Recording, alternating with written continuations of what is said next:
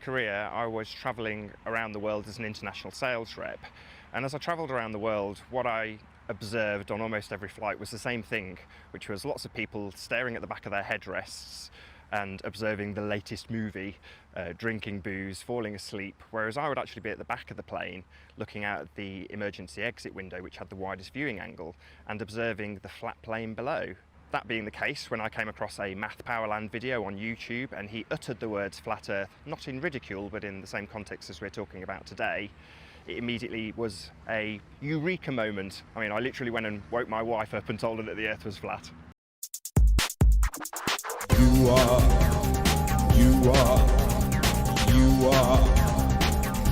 retarded. The way they're faking things is with top of the line, absolutely cutting edge studio techniques like were used in the film Gravity. So they're using trapeze, they're on high wires in order to fake us for as long as humanly possible. You are. When we're being presented with things like the moon landing footage, and you've only got to look at it with a critical eye to see that it's done on a set. You are retarded. So the fact that Hollywood perpetuates this meme, this lie, this spinning globe lie, is the over-the-top suspension of disbelief. Whereas when NASA do it, they play their cards much more close to their chest. They always keep it nice and simple. So they're not going to be having Star Wars type battles in space. They're just going to have a zero-G meal. You are.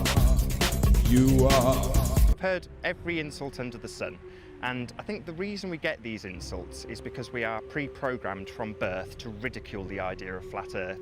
We're told that it's a notion of Philistines. It's something that we have progressed beyond. So I tend to not overreact to people who are insulting to me about the subject and try and ask them to either, if they're very combative, prove what they believe, which is the globe, or ask them to research flat Earth.